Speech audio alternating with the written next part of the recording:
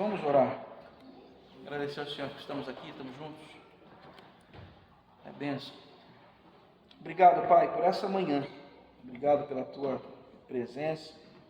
Obrigado pelo Teu cuidado para com as nossas vidas. Obrigado porque a comunhão que temos em Ti é algo que faz muita diferença. Muito obrigado, Senhor, por estarmos aqui à beira da Tua palavra para degustarmos, Senhor, como fina iguaria. Por isso nos ajuda, para que sejamos bons comensais. Então nos ajuda, Senhor. Colocamos tudo diante de Ti, te pedimos sabedoria, entendimento, discernimento, compreensão plena, profundidade. Nos ajuda. Nós queremos aprender de Ti e no nome de Jesus te agradecemos. Amém e amém. Irmãos e irmãs, nós tínhamos parado, ainda que meio no tranco, mas nós paramos no meio do encontro que nós falávamos sobre os textos, né? Então, acompanhe por favor aí pelo teu WhatsApp o arquivo que eu mandei na semana passada. A gente vai continuar falando sobre os textos. Então, olha, só para eu não perder o fio, para que você se recorde, começamos falando sobre o problema,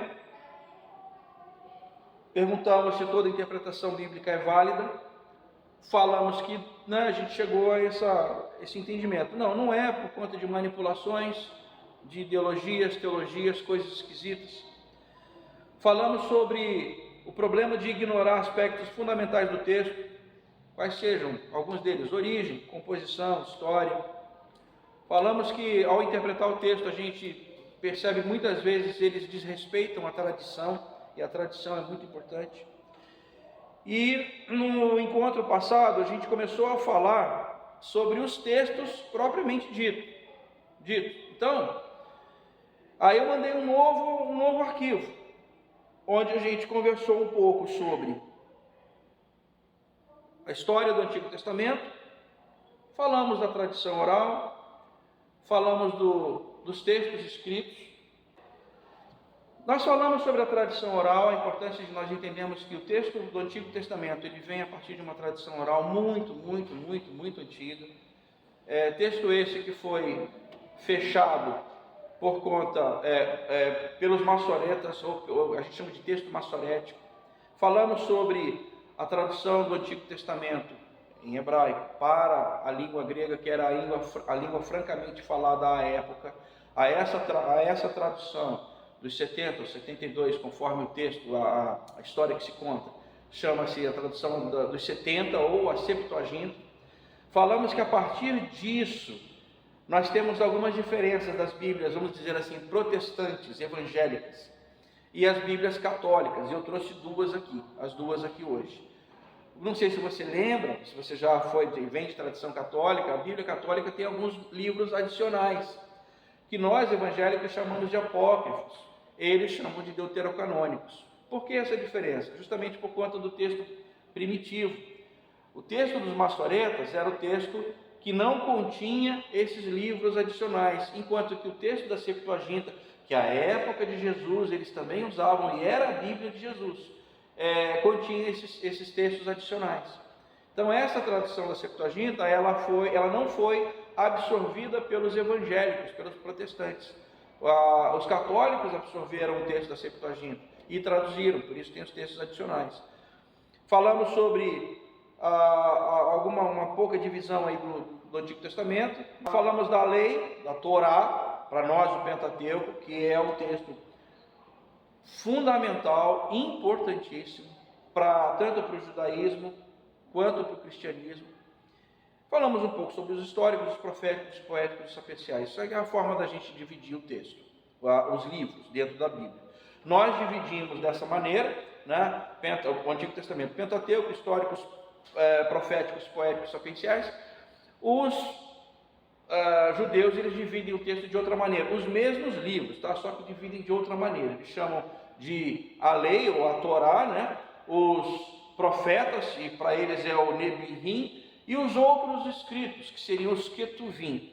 A Torá, os Nebiim e os Ketuvim formam as primeiras vogais, as primeiras consoantes formam um acróstico, que eles chamam de simplesmente Tanakh, que é Torá, Nebiim, Ketuvim, que na verdade é o Antigo Testamento, é a Bíblia deles até hoje, certo? Falamos um pouco sobre, foi um item aqui que eu não coloquei, mas a gente falou um pouco. Qual que é esse sapienciais? Sapienciais, você entra Provérbios, Eclesiastes. Mas eles não entram nos poéticos. Então, eu coloquei na Poéticos / Sapienciais, por conta dela. É que eu pensei que fosse separado. Não, alguns críticos bíblicos separam, mas a gente coloca tudo no bolo porque fica mais fácil de entender. E aí nisso você vai, Jó, Cantares, Eclesiastes está nos Sapienciais, alguns incluem Lamentações de Jeremias, outros não, enfim. O importante é que você saiba que essa divisão ela existe, ponto. E hoje a gente ia falar sobre os evangelhos, vamos tentar falar sobre os evangelhos, né? E se a gente conseguir falar um pouco sobre gêneros literários, porque, gente, isso é importante, lembra, o todo, nós estamos estudando alguns, vamos dizer assim, os princípios fundamentais para a interpretação bíblica, à luz do nosso jeitão de fazer, que é a teologia wesleyana. Então, quando você estiver num grupo menor, ou até mesmo fazendo as suas devocionais, é essa trilha que a gente tem que percorrer. Porque senão a gente fica à mercê de interpretações, como eu diria, estapafúrdias, né? Esquisitas, sinistras. E a gente tem que fugir disso. Porque é mais ou menos a ideia que Paulo fala, olha, a gente não pode ser como folha ao vento, né, conforme, que vai para lá ou para cá conforme cada vento de doutrina, porque, hoje, falar-se de evangélicos é falar de um grande saco, onde quem não é evangélico coloca todos nós no mesmo saco, para eles nós somos iguais, na forma, na interpretação, no jeito de fazer a igreja, enfim, a qualquer outro louco desses que vocês veem por aí. Eu não vou nem começar a citar, porque na hora da Estela editar, vai dar dislike. A gente tem que fugir disso, a gente tem a nossa linha. Aí sobre isso a gente pode conversar um outro dia, sobre jeitos de fazer igreja, que seria o que a gente chama em teologia de eclesiologia. Quem fez o mini curso de missão, estudou um pouquinho, eu falei um pouquinho sobre eclesiologia, são jeitos de fazer igreja. É importante a gente entender tanto a interpretação quanto os jeitos de fazer igreja, para que a gente, quando visite uma determinada comunidade, a gente se ambiente e tenha ideia do que você vai encontrar. Isso faz todo sentido, por exemplo, quando você está com algum dinheiro no bolso, está com a intenção de comprar um carro, você pensa, bom, qual o tamanho da minha família? Eu quero um carro econômico ou quero potência? Porque se eu quiser economia, eu não vou ter potência. Se eu quiser um carro pequeno, não cabe a família. Se eu tenho uma família grande, não pode ser um carro pequeno. E dentro disso, você tem as categorias. Então tem os compactos, tem os sedãs, tem as minivans, Quando você vai procurar dentro das categorias. Quando eu estou falando, usando essa comparação até um pouco chula, quando a gente vai em determinados lugares, quando eu olho aquela comunidade, ou quando eu vejo a maneira como ela interpreta a Bíblia, eu tenho que estar com essas categorias por trás, para eu não ficar impressionado com determinadas coisas. Dito isso, é por isso que a gente está falando sobre da onde veio o texto. Agora, falamos do Antigo Testamento, agora vamos para o Novo Testamento e vamos falar de Gênesis. Para que quando você encontrar um texto, você saiba, opa, isso veio por aqui, E talvez essa complexidade, essa dificuldade que eu encontro nesse texto, pode ser por isso, pela origem, pode ser pelo gênero. Vamos olhar. Aí, na folhinha, eu começo dizendo a composição dos evangelhos. E a primeira coisa que eu digo para você é o seguinte: quando a gente fala, vamos para os originais. Gente, sinto te dizer, não existe original. Não tem um texto original. Assim como no Antigo Testamento a gente falou, olha, o texto massorético foi o texto que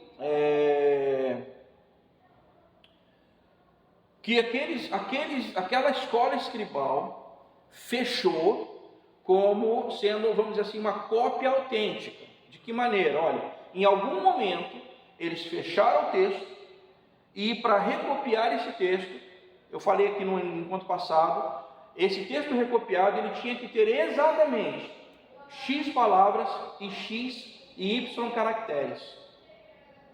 É trabalho para chinês paciente, para asiático paciente. Você contar todas as palavras e todos os caracteres. Se ao final da cópia ou da recópia você encontrar o mesmo número de palavras e o mesmo número de caracteres, aquela cópia é autêntica, certo? Ainda assim, haviam algumas, vamos dizer assim, algumas incorreções, que são muito semelhantes ao que a gente vai encontrar, semelhantes no que eu vou te explicar aqui, no Novo Testamento. Mas não há um texto original. Há um texto que foi o consenso. Agora, aquela cópia, aquele documento ali, não tem. Assim como o Novo Testamento. Não existe um texto original. Jesus escreveu quantos livros? Nenhum. Jesus não escreveu nada. A não ser aquele texto, lá de João, capítulo 8, que eu posso até depois falar uma curiosidade muito interessante sobre esse texto, da mulher que foi flagrada em adultério, e aí conta-se que ele escreve na areia. Então eu sei que ele sabia escrever, ele escreve alguma coisa na areia. Sei, por exemplo, que ele sabia ler, e muito bem, porque em Lucas 4 lá, ele vai à sinagoga na sua cidade de origem, dão a ele o livro, o rolo do livro do profeta Isaías, ele encontra exatamente, porque o texto diz, e encontrou o texto. Quer dizer, ele procurou o texto, Era rolo, não sei se era assim ou se era assim, ele procura o texto para falar. É o texto que Lucas 4 é o texto que está em Isaías 61, ele procura Isaías 61. Veja, não tinha capítulo e não tinha versículo. A gente tem esse boi. Isaías 61, verso 1. Agora, naquele tempo não. Ele encontrou sem capítulos, porque não tinha. Isso é uma invenção bem posterior. Então ele sabia ler, ele sabia escrever muito bem. Mas ele não escreve nada. Quem escreve são os seus seguidores. E aí você pare para pensar comigo. Vem alguém se dizendo Messias ou fazendo as coisas que o Messias, segundo o Antigo Testamento, faria. E um monte de marcações foram feitas. Nascido em Belém da Judéia, conforme a Escritura,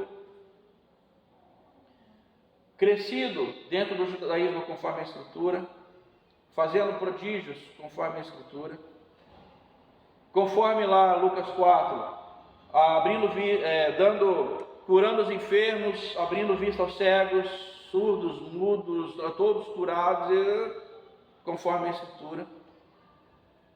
Entra na cidade de Jerusalém, segundo uma tradição antiga, por um dos portões, se não me engano, o portão dos carneiros, montado numa jumentinha, segundo o profeta, e ele vai cumprindo uma série de coisas que o Antigo Testamento dizia. Esse camarada aparece, e por fim, quando ele finalmente é crucificado, conforme a Escritura, ele é sepultado, conforme a Escritura, e ressurge, segundo a Escritura. Então ele passa uma série de coisas e vai cumprindo um monte de pré-requisitos. Aí você para pensar comigo. Um dos evangelhos fala que se tudo que fosse que ele fez ao longo da jornada dele aqui, 3 anos, talvez 3 anos e meio, tivesse sido escrito, o evangelista diz que não caberiam em livros, porque foi muita coisa. Mas como você registra isso? Todo mundo está lá vendo. Você imagina, gente, você imagina. Você, por exemplo, se eu e você estivéssemos naquele evento da ressurreição de Lázaro. Ele vai ressuscitar no último dia, vai. Vamos lá, aí Jesus, aquele trecho onde diz, aí Jesus chorou, porque ele se emociona realmente pela situação toda. Vamos ao túmulo. Tirai a pedra, aí o pessoal começa, opa, peraí, ô Jesus. Gente, pare para pensar comigo, aí choque de realidade. Mestre, 4 dias já. Você enterrou, né? Está morto, 4 dias. Está fedendo já. Não vira. E aí, não, tirai a pedra, aí sempre tem né? Bom, tá falando tirar a pedra, tirar a pedra, né? Tira a pedra. Lázaro! Vem para fora! Aí, cara, se eu estivesse lá, eu pensei, gente, alguém tem que parar esse cara, ele está louco, tal. O Evangelho diz que o que for sepultado sai. Você imagina para a multidão essa cena? Quem tinha dúvida, para pensar, cara, se fosse no Rio, sinistro, mano. Parça, o cara ressuscita morto que nem Elias, Eliseu. Que isso? E isso deve ter ficado marcado na cabeça daquele povo. E aí você imagina, não é só marcado na cabeça minha, do Sérgio, do Franklin, não. É marcado na cabeça de todo mundo, e a gente vai começar a dizer para você, acha mesmo, eu vi um negócio desse, e vou ficar quietinho, é ruim, hein? Eu vou falar para todo mundo, o cara, é que nem, você imagina, você está numa sinagoga, nada acontece tal, aparece um doido endemoniado dentro. Filho do Deus Altíssimo, bem sei que és o Santo de Deus, mestre nos atormentar, o cara louco lá. E Jesus diz, cala-te, emudece e sai dele. E o bichão sai. Aí todo mundo, maluco, que é isso? O cara manda o demônio. Você imagina, aí as histórias elas vão correndo. Vão correndo, aqui, ali, acolá, e tudo vai andando. Quando Jesus finalmente ele morre, sepultado, ressuscita, depois assunto ao céu e tudo mais, essas histórias começam a circular. Qual é a Bíblia que eles tinham? Fala. Só o Antigo Testamento, a Torá, o Antigo Testamento. E eles vão começar a olhar e a estudar a Bíblia que eles tinham a partir de que olhar? Daquilo que eles viveram de Jesus. Então eles começam a enxergar um monte de coisas no Antigo Testamento que apontava para Jesus e começam a contar as histórias. Aí é que a gente volta para o que nós estávamos falando. A tradição oral, a história segundo as comunidades. Eu vou precisar que você agora pegue a sua Bíblia e abra comigo em alguns lugares. Por exemplo, eu vou começar em Mateus. Mateus no capítulo 1.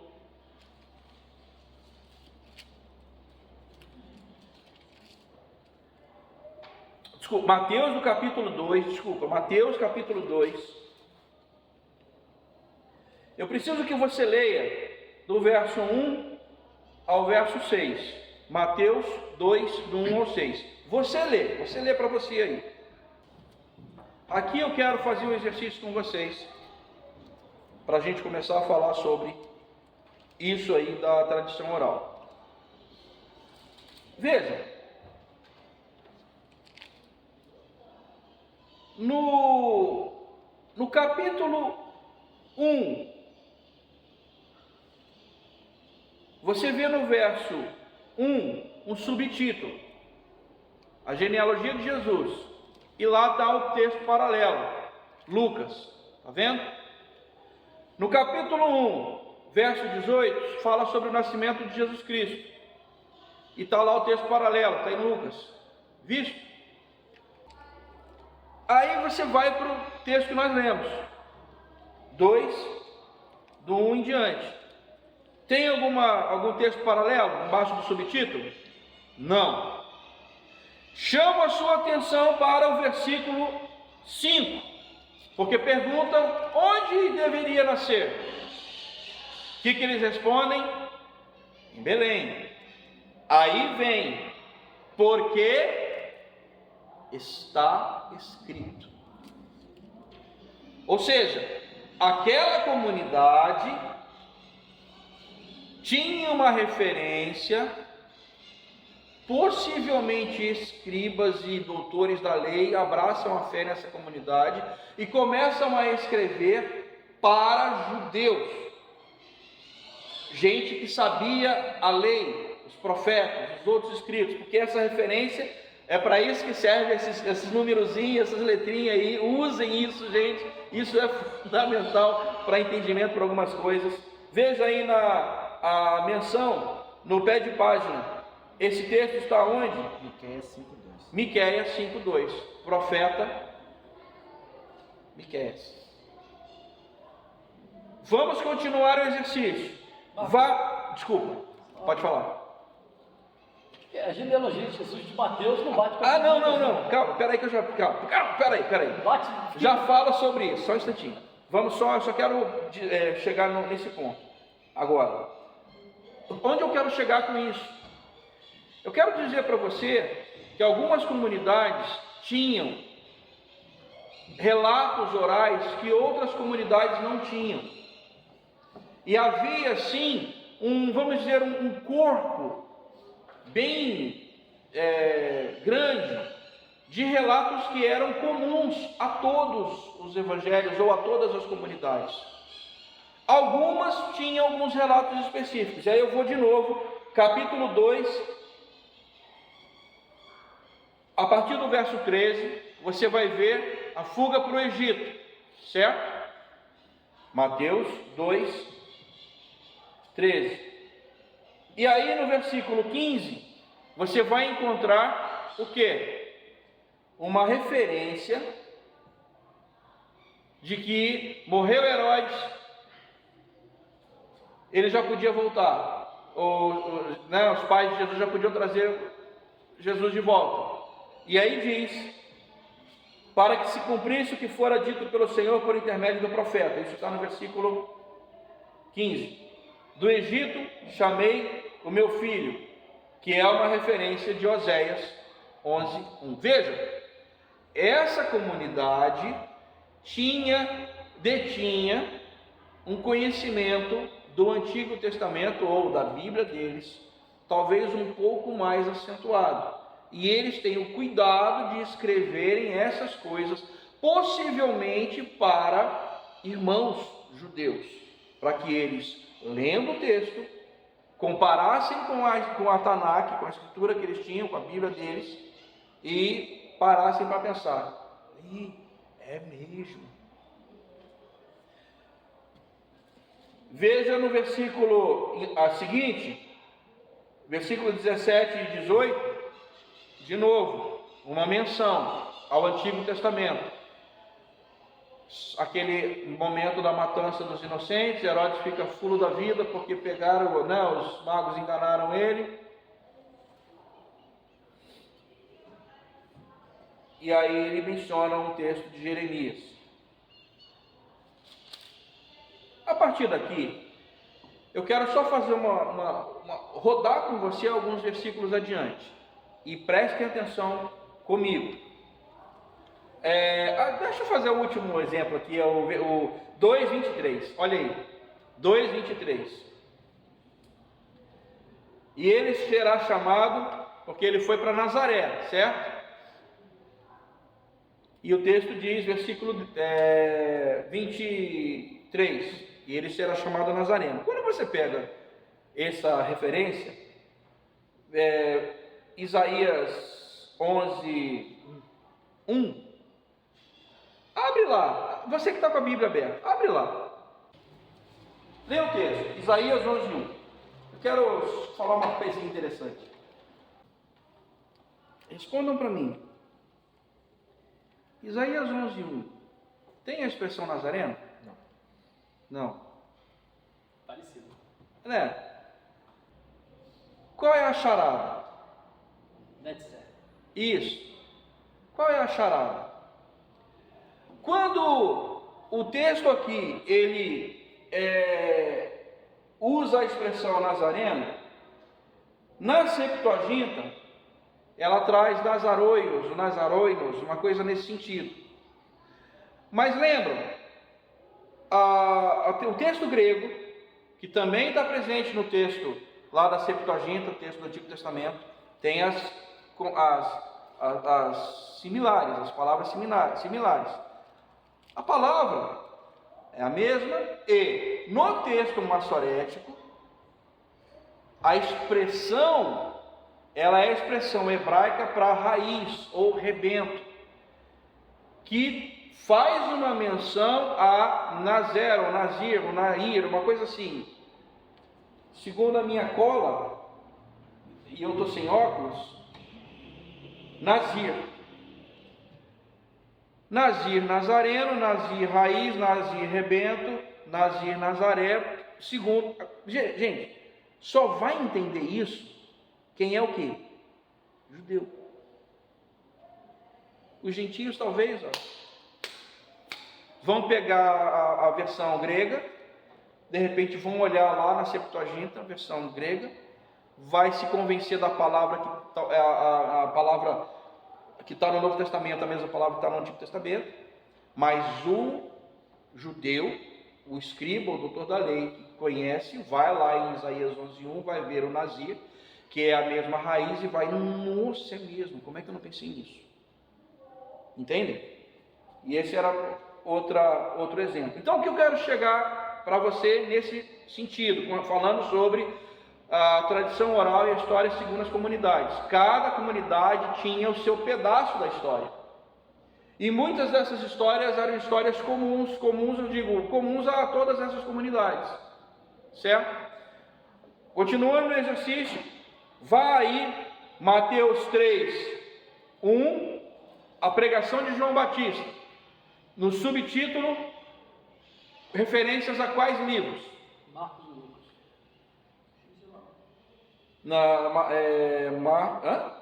Mateus 3:1.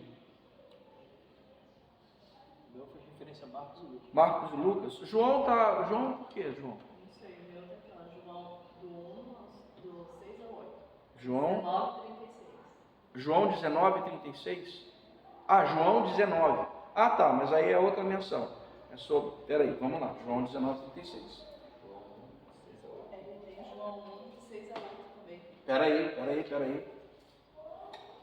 Vamos lá. João 1, do 6 ao 8.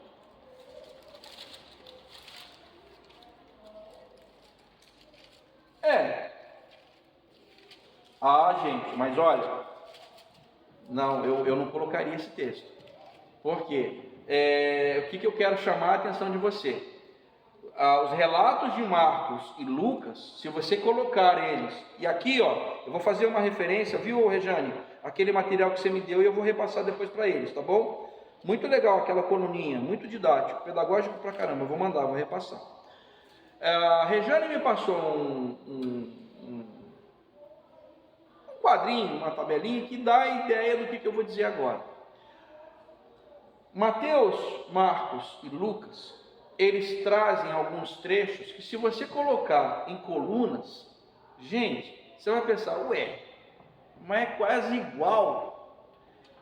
Esse mesmo ponto de vista, esse mesmo jeito de olhar, ou mesmo modo de olhar, é o que a gente chama de evangelhos sinópticos ou sinóticos.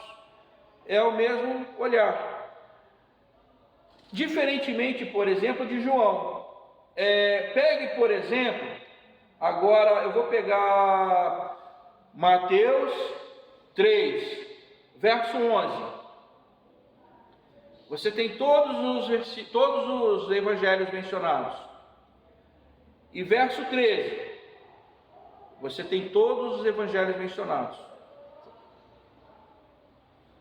E à medida que você vai passando por Marcos, por Lucas e por Mateus, você vai ver essas referências várias vezes. Algumas referências você vai encontrar somente em Marcos, outras vocês encontram em Mateus e Marcos, outras vocês só encontram em Mateus ou Marcos, outras vocês encontram em Mateus, Marcos e Lucas, outras vocês encontram só em Lucas, e algumas vocês encontram nos 4. Mas no Evangelho de João, muito mais abundantemente, você só vai encontrar coisas que só estão no Evangelho de João. De modo que esses 3 evangelhos, Mateus, Marcos e Lucas, eles vieram possivelmente de uma fonte que a gente chama de fonte comum. Na teologia bíblica a gente usa a expressão que é simplesmente quelle, no alemão é comum. É fonte que? É fonte comum, e aí o pessoal, como boa parte da crítica bíblica, da boa crítica bíblica, é feita pela escola alemã, então eles usaram essa expressão, fonte que, fonte comum, né, do quelle. Essa fonte comum estava presente na Palestina do primeiro século e circundava ali. Um fala, outro fala, outro fala, outro fala. Aí quando alguém vai de uma comunidade para outra, a outra comunidade, não, mas olha, eu tinha nós temos aqui uma história, um relato, de que Jesus em determinado momento veio aqui e fez isso. Ou então, olha, na nossa comunidade a gente ouviu essa história assim. Quando finalmente começaram a compilar essas histórias, porque isso foi necessário, por quê? E aí, abra comigo, por favor, no Evangelho de Marcos, no capítulo 13. Marcos, no capítulo 13. Abra comigo no verso 14. Isso aqui é um discurso profético de Jesus. E ele diz: quando virdes o abominável da desolação, situado onde não deve estar, o que você encontra depois? Entre parênteses, quem lê entenda. Pare para pensar comigo. Se você está discursando ou falando com alguém, você vai dizer quem lê entenda? Não. Isso foi um discurso feito há muito tempo, que quando da compilação, alguém compilando pensou, isso aconteceu no ano tal, então eu vou colocar aqui, quem lê, entenda. E isso está presente em Marcos e em Lucas. O que aconteceu? Jesus ele é assunto ao céu, as comunidades começam a propagar as histórias, a igreja primitiva começa a fazer aquele burburinho em Jerusalém, aquela coisa toda. Aí a gente vê o relato no livro histórico, no livro de Atos, no Novo Testamento, a igreja se movimentando. Todas aquelas histórias começaram a acontecer. Até que, no ano 66, 67, começa a haver um certo burburinho, uma certa efervescência política. Há uma sublevação na Palestina, a partir de Jerusalém. E em 67 as tropas romanas chegam a Jerusalém e sitiam a cidade. A cidade é sitiada até o ano 70. E aí, gente, a história é cruel. Cruel, cruel. Massada não cairá novamente. Cruel. Leiam, há um trecho do historiador judeu que viveu a época, chamado Flávio Josefo. Tem, inclusive, deve ter, você encontra aí alguns textos desses na internet. O livro é meio grandinho, talvez seja meio caro, mas é a história dos hebreus, né? E se não me engano, não sei se está em Antiguidades Judaicas, tem também a mesma história. Mas, se você quiser uma coisinha menor, tem um livro muito comum chamado E a Bíblia Tinha Razão. Já é um clássico. As edições mais recentes Keller, se não me engano, Werner Keller, não me lembro bem, mas é Werner alguma coisa. No final, há um apêndice que fala sobre a guerra judaica. É sinistro, sinistro. Pra você ter uma noção pequena, conta-se que ao redor de Jerusalém havia um grande bosque. E quando nesse período do cercamento de Jerusalém, ninguém entrava e ninguém saía. Quem saísse e a tropa romana pegasse, fazia duas coisas.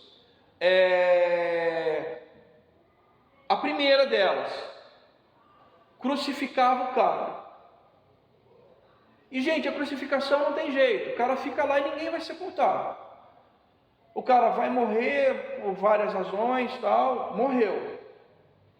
Cadáver, carne, urubu. O que você acha? Urubu, começa. E aí, quando a coisa começa a ficar ruim, o que sobra escorre da cruz e cai. Aí lá embaixo são os cães que comem. Não sobra nada, de modo que daquele período, conta a história, segundo os Josefos, que mais de 3.000, chegou-se ao ponto de haver 3.000 crucificações ao dia. O que aconteceu com aquele bosque? Acabou a madeira, não tinha mais madeira para fazer cruz. Quantos ossos encontraram daquele período? Vocês têm noção? Alguém chuta? Acredite, há alguns anos, quer dizer, alguns não, no século XX, agora em meados do século XX, encontraram, que inclusive foi um pedaço de um calcanhar com uma cruz. Aí, gente, só encontraram um pedacinho com um prego, para você perceber que quem era crucificado não tinha nem sepultamento e depois não tinha corpo. Sabe lá que você não encontrar nem um pedaço de crânio, nada. Gente, por isso que o relato da crucificação e do sepultamento de Jesus por si já é um milagre. Mas daí os ossos, então, os cães comiam os ossos? Comia tudo. E a segunda coisa que faziam, porque acabou cruz e tal, havia a suspeita de que esse pessoal, quando tentava fugir, eles não iam sem dinheiro, sem nada. Eles tinham que ir com algum tipo de valor. Como eles possivelmente podiam ser pegos, o que eles faziam? Eles engoliam as joias. Engoliam joias, moedas. O que os soldados romanos faziam? Evisceração. Evisceravam o cara para saber se tinha alguma coisa lá dentro. Quando Roma finalmente entra em Jerusalém, as tropas romanas, na fúria contra os judeus, porque eles invadem o templo, invadem o Santo dos Santos, saqueiam tudo, queimam tudo. E aí, enfim, o resto é o resto. Leia. é um apêndice desse, e a Bíblia tinha razão.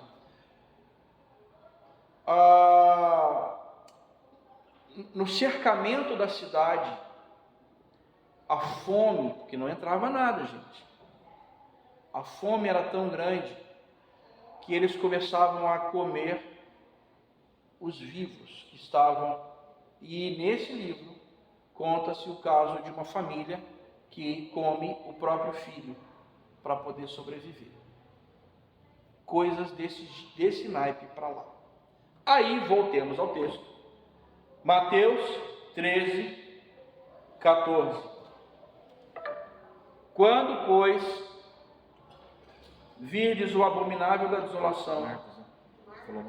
Desculpa, falei Mateus, desculpa. Marcos 13, desculpa. Marcos 13, obrigado, gente. Marcos 13, 14.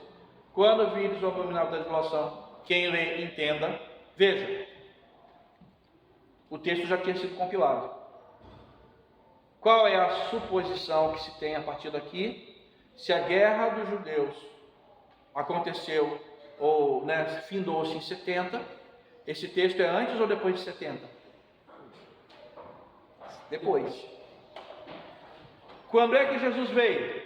Jesus veio, depois um dia eu explico, mas acredite que perto do ano 6 ele nasce, entre o ano 6 e o ano 4 ele nasce, antes de Cristo. Quer dizer, ele nasce antes dele, mas loucura isso, né? Mas enfim, é uma erro de contagem, depois a gente explica. Nesse período ele nasce, fica conosco aqui cerca de 30, talvez 33 anos. Dos 33 anos, e aí a gente está falando aí do ano 27, 28, até o ano 70, o que é que se tem? Tem-se as cartas paulinas, as epístolas universais, tem-se as histórias orais, tudo isso borbulhando ali nas comunidades. E a partir do ano 70, quando tudo aquilo aconteceu e há uma grande dispersão, não somente de judeus, mas de cristãos, o texto precisa ser compilado. Então, esse evangelho comum, esse evangelho que ele é usado como base para muitos dos relatos, para muitos dos textos de Marcos, que a crítica bíblica diz, não, foi o primeiro livro a ser escrito. Há uma outra corrente que fala que não, talvez Mateus tenha sido o primeiro livro a ser escrito, mas a ideia mais aceita é de que tenha sido Marcos. Por quê? Primeiro, Marcos é o livro mais conciso, como se tivesse sido escrito assim, tem que escrever isso rápido, porque... Espera aí, então, teve uma perseguição dos romanos antes de 70 e depois de 70? Sim, houve perseguição, sim. A primeira perseguição dos romanos não era somente contra os cristãos, mas vez por outra eles tinham perseguição contra os judeus também. Não, teve. Sinistro. Tanto é que Atos, se não me engano é Atos, abre comigo só para ilustrar isso, Atos, no capítulo 8,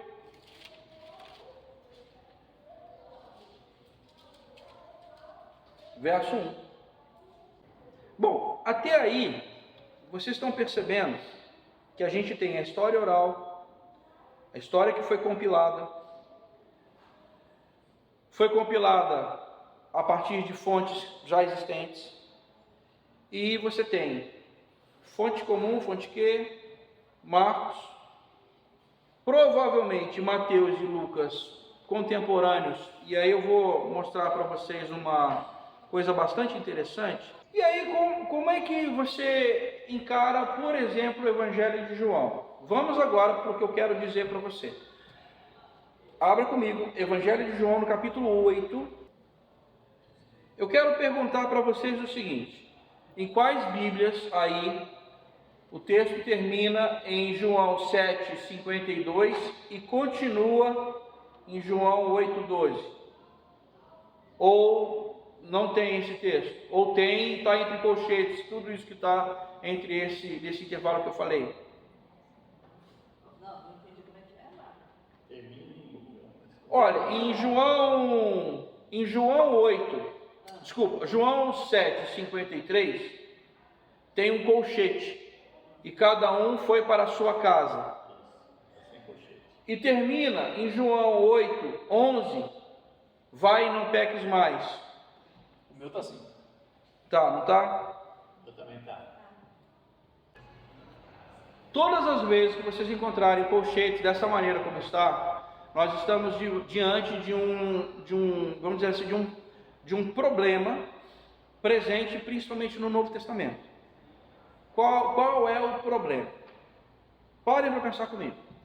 Eu tinha relatos orais. Depois eu tinha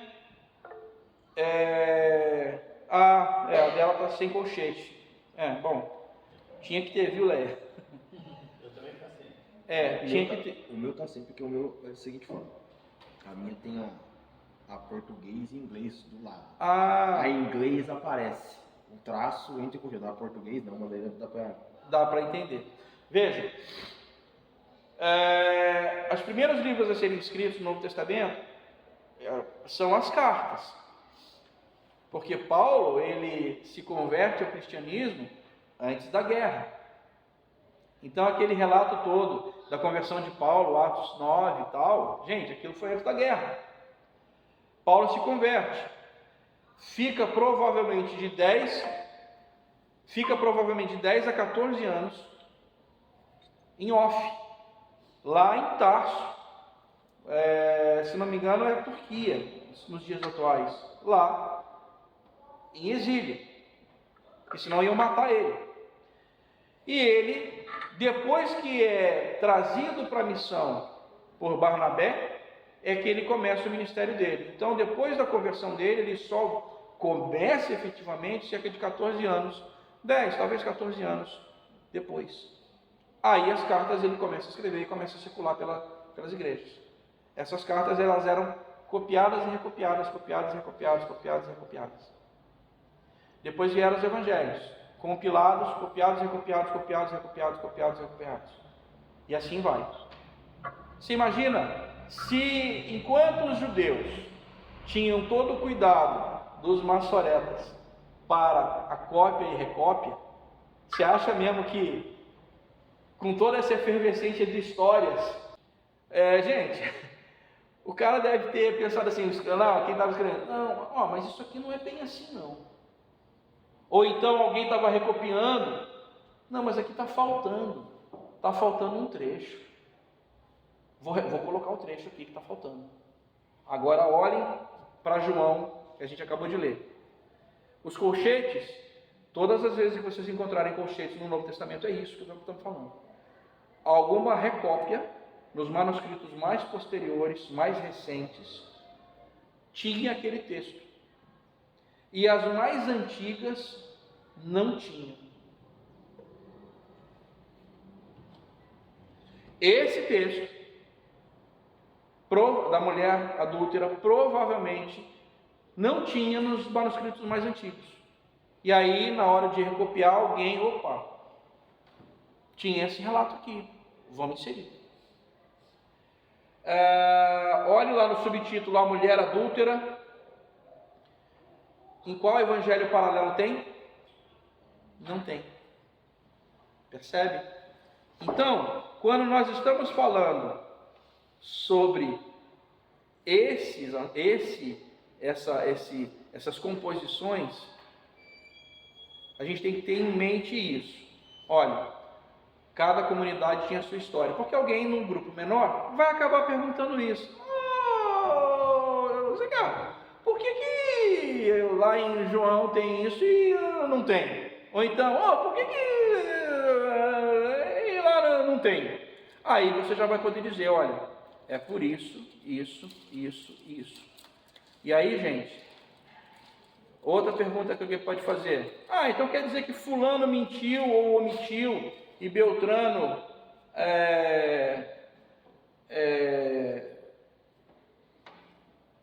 deixou de colocar enfim, como é que é isso? O cara vai recopiando e aí na cabeça dele ele vai colocando as coisas.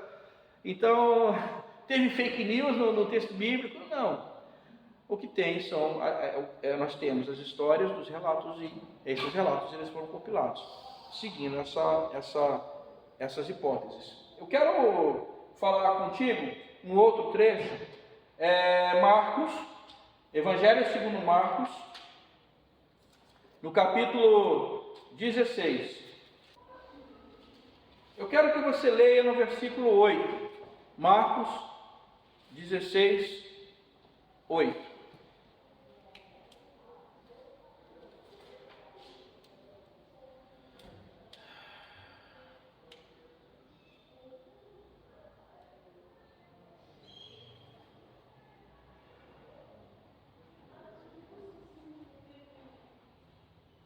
Acharam? Marcos 16, 8?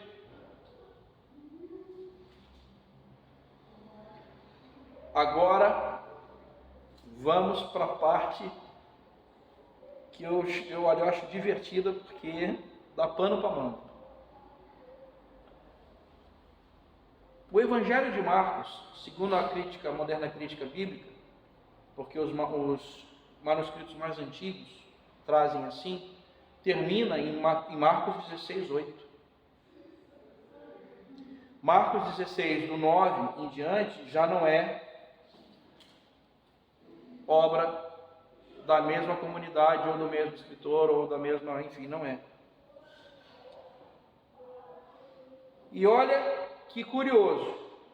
De novo, vamos olhar as referências. Marcos 16, 9. Jesus aparece a Maria Madalena. Isso está em qual? Vê se na sua Bíblia aparece o texto paralelo. João 20. Só em João. João, possivelmente, muito possivelmente, foi o último evangelho a ser escrito. Talvez, inclusive, o Evangelho de João, assim como o Apocalipse de João, foram talvez os últimos livros a serem escritos, não somente do Novo Testamento, mas de toda a Bíblia. Um dia a gente pode trabalhar. Aliás, tem um texto de Apocalipse que a gente vai fazer um exercício, que são os 144 mil. Eu vou explicar, eu vou tentar conversar com você sobre isso. Somente João. Ora, se somente João tem essa referência, é possível que essa inclusão, essa inserção tenha se dado em que momento? Porque o texto de João, a moderna crítica bíblica diz que veio perto do final do primeiro século, ano 90, ano 100 da nossa era. Então, olha o tempo que o pessoal ainda está escrevendo. Depois, olhem aí, versículo 12. Jesus aparece para 2 discípulos, que é uma referência aos caminhantes de Emaús, que está em Lucas 24, texto eu particularmente gosto muito. Ou seja, se Lucas também foi um texto posterior, esse trecho de Marcos possivelmente foi compilado depois. Versículo 14. A ordem para a evangelização. Esse trecho, ele está presente de forma muito parecida, mas não está igual, em Mateus 28. Mas, olha aí, estes sinais hão de acompanhar aqueles que creem. Expelirão demônios, falarão novas línguas, pegarão serpentes. Se alguma coisa mortal beberem, não será falando. Onde é que está isso? Nos outros evangelhos? Não está. Não tem. Só esse trecho. E o último trecho, a ascensão de Jesus, só está presente em 2 livros que são do mesmo autor, Lucas e Atos. Ou seja, essa inserção no Evangelho de Marcos, muito provavelmente foi bem posterior e ficou gravado nas nossas Bíblias, certo? Quero encerrar dizendo o seguinte, aí a gente no domingo que vem fala sobre, domingo que vem, fala sobre os gêneros literários, e aí a gente continua o mini curso. Depois dos gêneros a gente vai falar sobre os óculos para interpretação. Vamos falar sobre leitura cristocêntrica, o credo apostólico e os 5 solas, tá? Mas eu quero encerrar dizendo o seguinte: a gente não pode esquecer que este livro, o Novo Testamento, em especial, ele foi um livro composto a muitas mãos. são livros que, principalmente com relação aos evangelhos, vocês vão encontrar muitas discrepâncias. E olha, gente, eu não aconselho você a entrar naquele papo de que não, é tudo igual e não tem, vamos dizer assim, erro. Vamos dizer assim, equívocos de narrativa, porque eu não sei qual foi a narrativa original. Ninguém sabe. O que nós temos é o nosso livro de fé, e no que ele é fundamental, ele é claro: Cristo veio, viveu, pregou, foi crucificado, morto, sepultado, ao terceiro dia ressurgiu, conforme está no credo. Por isso a gente vai falar sobre essa maneira de interpretar à luz do credo, que isso é o fundamental. O resto são minudências, né? Eu gosto da palavra minudência em homenagem aqui, celebrando a Léa Davi, nossa decana. São minudências que o texto bíblico traz, que a gente, na hora de responder às pessoas, precisamos ter tudo isso que eu falei para vocês na cabeça. Olha, foram comunidades que compilaram o texto, fecharam esse texto, transcreveram esse texto, para que esse texto chegasse até nós. Esse texto do Novo Testamento, gente, eu vou colocar assim, ele foi fechado somente na prensa de Gutenberg. O editor cristão lá, o Daniel Bomberg, se não me engano ele era veneziano, foi ele que publica. E aí esse texto, bem mexido, bem mexidão, eu vou chamar mexido, porque era o texto que eles tinham, né? Textos com as várias histórias e tal. Esse texto bem mexido é o texto que aqui no Brasil, quem publica é a Sociedade Bíblica Trinitariana no Brasil. Eles publicam esse texto, conforme eles chamam de texto recebido, é o textus receptus, é o texto recebido, é o texto bem mexido, sem crítica bíblica, sem nada, é esse texto, o texto, sabe, cru, é o texto. Gente, é isso aí, ó. Agora, o resto, os colchetes, os parênteses, as inserções, as retiradas, né, as glosas, isso tudo são textos da crítica bíblica. E aqui eu vou recomendar para você duas ferramentas de estudo, para que você, se puder, tenha em casa. A primeira é esse livrinho aqui, é a Bíblia de Jerusalém. É uma versão, eu vou dizer católica, mas eu vou chamar de versão acadêmica, editada pela Paulus. E os textos e comentários que ela traz são o que de melhor em termos de crítica acadêmica para o público leigo tem. A segunda, se você puder, encontre ou compre uma Bíblia, não digo a Bíblia de comentários, mas uma Bíblia que traga principalmente as notas de rodapé, porque essas notinhas de rodapé, elas são importantes. Há uma coisa na Sociedade Bíblica do Brasil chamada concordância bíblica. Vem num livrinho, um livro meio grossinho, que é o seguinte: cada trecho ele traz uma lista de versículos onde aquele texto é mencionado através da Bíblia. Isso, gente, eu vou fazer um exercício com vocês em outro momento. Vocês vão ver como isso é importantíssimo, porque um dos princípios para que a gente interprete, a gente vai falar sobre ele, tá? Um texto bíblico, é encontrar um correspondente em outro texto bíblico. Mas a gente, para isso, vai usar essa ferramenta. Então são essas duas coisas que eu recomendo. Se puder, compre uma Bíblia de Jerusalém e tenha em casa, ou se não, pega emprestado de alguém. Se quiser eu empresto, mas devolve rápido que eu uso. Tem online também. A Bíblia de Jerusalém? Não conheço. Tem? Tem PDF. Acho que eu posso inclusive passar aí. Mas em PDF, tá bom, vai, passa pra gente depois. Tem que ver o direito autoral, eu não sei. Pra quem paga o direito autoral de Bíblia, hein? Pra Deus? Tá incluso no disco. Nossa. Vamos orar, gente? Pastora, a senhora está com nós aqui? Eu não vou falar a frase, né? Mas ora aqui pertinho para o povo acompanhar. A pastora Lucinéia vai orar com a gente.